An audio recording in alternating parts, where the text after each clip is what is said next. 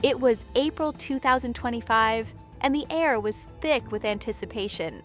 Sydney Sweeney had just wrapped a bold new project alongside Ryan Reynolds, a film called Glass Chapel. This wasn't your typical blockbuster. It was a daring monochrome romance thriller, stripped of a soundtrack, built on hushed dialogue and pregnant pauses. Ryan portrayed a widower haunted by loss, while Sydney played the enigmatic woman who stirred memories he'd buried deep. Netflix had poured millions into this Oscar contender, banking on its raw emotion and star power. The promotional tour had been a triumph, standing ovations in Paris, glowing reviews, and a buzz that promised award season glory. But on the flight back from Europe, something shifted. Sydney wasn't trying to overhear. On those exclusive studio-chartered flights, the atmosphere is strange, intimate yet guarded, where every word feels amplified in the pressurized cabin. Seated a few rows behind Ryan, she caught fragments of a conversation not meant for her ears. Ryan was speaking to his producer, his voice low but sharp. "She's not just a partner, she's a business deal," he said, his tone heavy with frustration. The producer laughed softly. "You married the empire, man." Ryan didn't laugh back. "You don't get it. It's all a performance, the perfect image, the constant control. You're not living with a person, you're living with a brand she built." The words hung in the air, raw and unguarded. Sydney froze, her breath shallow. This wasn't playful banter or a fleeting gripe. This was a man unraveling under the weight of a meticulously crafted public persona, one tied to his wife, Blake Lively. Sydney didn't react. She didn't turn her head or scribble notes. She just sat there, processing the weight of what she'd heard. A glimpse behind the curtain of a marriage sold to the world as a fairy tale. The seat beside her was empty, and no one noticed her stillness. But in Hollywood, secrets have a way of slipping through the cracks. When the plane touched down in New York, something had already changed. Sydney felt it before she saw it. The energy around her shifted, like a tide pulling back before a wave. The signs were subtle at first. Her phone, usually buzzing with updates from her team, grew quieter. Invitations to press events dwindled. A high-profile Apple TV Plus series her agent had secured vanished from her schedule. No explanation, no follow-up. Sydney initially chalked it up to the chaos of post-production schedules. But then came a call from a trusted director she'd worked with years earlier. His voice was cautious, almost apologetic. "I need you to hear this from me," he said. He'd been in a casting meeting where her name surfaced for a new limited series. The room fell silent. Someone from the studio murmured about a conflict flag tied to her name, citing private conduct concerns and high discretion risk. Sydney pressed for details, but he had none. "It's not official," he said, "but it's personal." The pieces clicked into place. This wasn't about missed deadlines or creative differences. This was about the flight. Someone knew Sydney had overheard Ryan's candid words, and someone wanted to ensure she stayed silent, without ever admitting why. There was no confrontation, no formal accusation, just a shadow cast over her reputation. Sydney didn't speak out. She didn't call her publicist or vent to her team. Instead, she liked a single tweet that read, "The quiet ones are always the ones they fear most." It was cryptic, untraceable, but it lit a spark. That small action became the ember that would ignite a firestorm. If you're enjoying this deep dive into Hollywood's hidden games, consider joining our channel as a member. Your support keeps us digging for the stories no one else dares to tell. The fallout was gradual, but relentless. A stylist Sydney had collaborated with for years missed a scheduled call. A Dior campaign, already greenlit, sent a vague email about rescheduling. A former co-star, someone she'd considered a close ally, left her messages unanswered for weeks. No arguments, no public spats, just absence.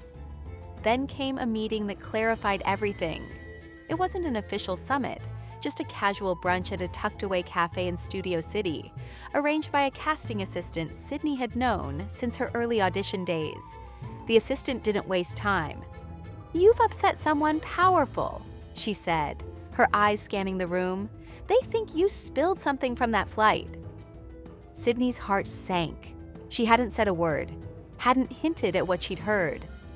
But in an industry where perception is currency, the truth matters less than the story being told. If Blake Lively wanted Sydney sidelined, it wouldn't be through lawsuits or press conferences. It would be through whispers, soft, insidious, and impossible to trace. Sydney's name began to fade from the spotlight. Talk show appearances were canceled with flimsy excuses like technical difficulties. A late-night host who'd filmed a segment with her never aired it. An intern from the production crew posted a fleeting TikTok captioned, "When the execs say we can't have Blake's rivals on our set."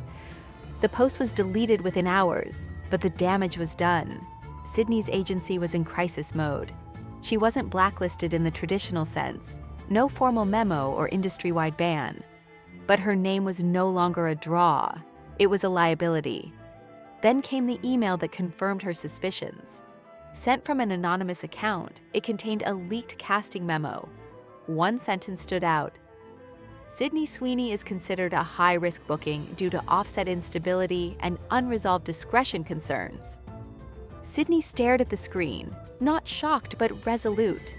They weren't just erasing her, they were rewriting her story, framing her as unreliable without evidence. And they weren't afraid to let her know it. The premiere of Glass Chapel was supposed to be Sydney's moment. She'd chosen a breathtaking gown, custom designed with shimmering metallic fabric, sharp shoulders, and a nod to classic Hollywood with a modern twist. Her team had secured her a prime spot on the red carpet, walking alongside Ryan, her name prominent in the press materials. But when the studio car arrived, the driver handed her an envelope. Inside was a guest wristband, not a premiere pass. No red carpet, no interviews, just a seat in the audience. Her manager called the studio, who blamed a last-minute logistical shuffle, and Ryan's solo press focus. Sydney wasn't naive. This wasn't a scheduling error. This was a demotion. She made a choice that night. She didn't attend. The next morning, photos flooded social media. Ryan, radiant in tailored Armani, stepping out of a gleaming SUV alone. The captions praised his triumphant return, with no mention of Sydney. Her glam team was stunned. One stylist posted a now-deleted Instagram story. 4 hours perfecting a look no one got to see. Heartbreaking. Sydney didn't cry or rage. She stayed home, uninvited from the film she'd poured her heart into. But the internet noticed. A leaked guest list surfaced, her name conspicuously absent. Fans began to question the narrative. One tweet, comparing early press materials featuring Sydney to the final versions where she'd been erased, went viral. She was the co-lead. Where is she? The morning after the premiere, Sydney's name was trending, not for her talent or her absence, but for a new narrative. Blake Lively posted a carefully curated photo.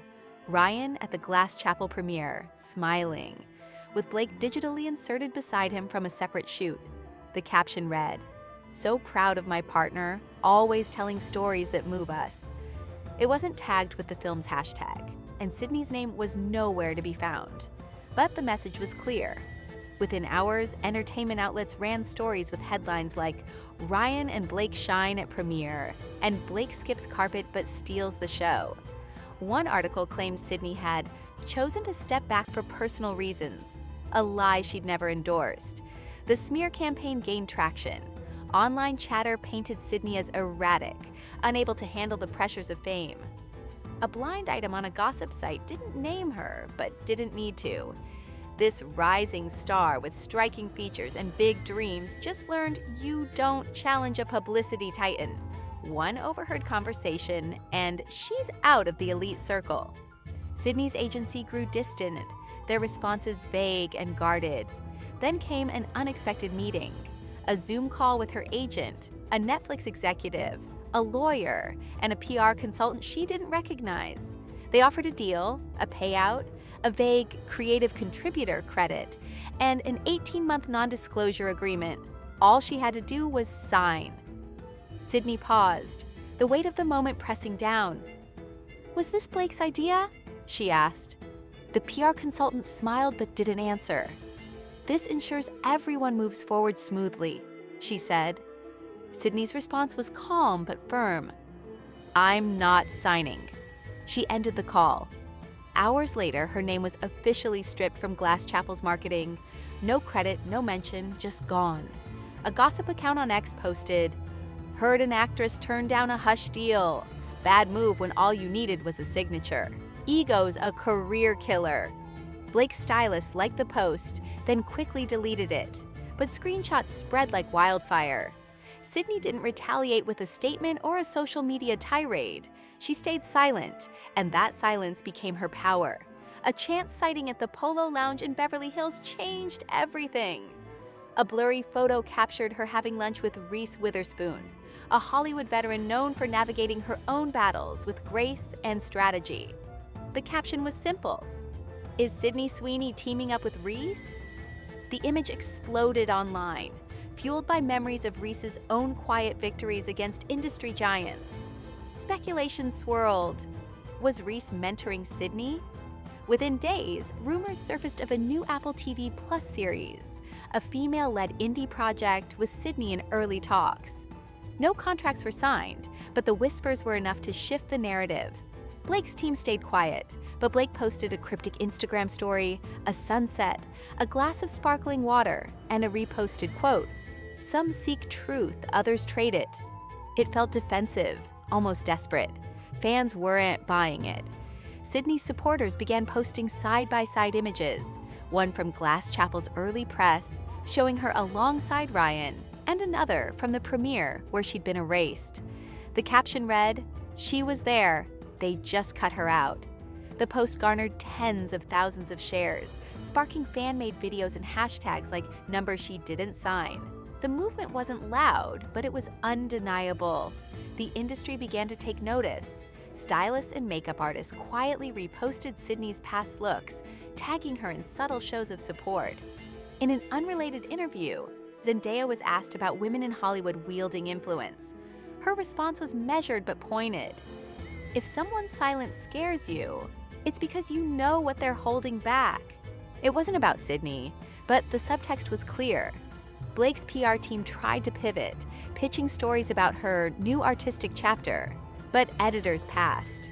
Blake posted another quote, "You can't control others' beliefs, only your peace."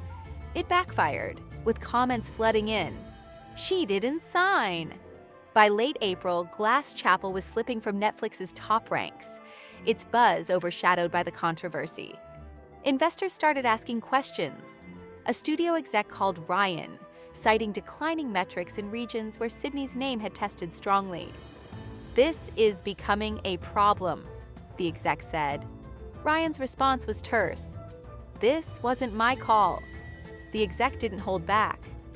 "Then you shouldn't have spoken on that flight." A leaked transcript of the call spread online, painting Ryan as rattled, out of his depth. A blurry set photo from his next project showed him pacing, phone in hand, with the caption, "I've never seen him this quiet." The final blow came unexpectedly. Blake had scheduled a high-profile interview to reclaim the narrative, a soft focus piece on family, career, and moving forward. The journalist, known for polishing tarnished reputations, had the story ready, but Blake didn't show. Her team cited a change in plans, offering no reschedule. The journalist published anyway, crafting a piece that didn't name Blake but dissected the tactics of image control with surgical precision. It was a mirror Blake couldn't escape. Sydney, meanwhile, was back at work, not on a glitzy soundstage, but in rural North Carolina, filming an untitled indie project executive produced by Nicole Kidman. The story? A woman rebuilding after an unseen battle. Sydney didn't promote it, didn't post. She just worked. A tweet from a lesser-known actress went viral.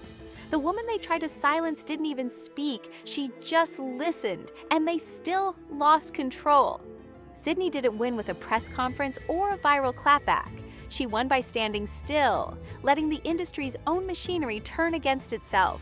In the end, there were no lawsuits, no public feuds, just a missing name on a marquee and a hashtag that refused to fade. Ryan's next project was quietly postponed, and Blake's branding deals cooled. Her PR agency parted ways, citing creative differences. Sydney, backed by allies like Reese and Nicole, kept moving forward. Hollywood learned a lesson. You can't mute someone who doesn't need to speak. When Sydney refused to sign that NDA, she didn't just defy a contract. She dismantled a cycle, and in her silence, she spoke louder than anyone expected. If this story resonated with you, hit that like button and share it with your friends. Let's keep shining a light on the stories that matter. Subscribe and become a member to support our mission of uncovering the truth behind the glamour. Together, we'll keep Hollywood honest.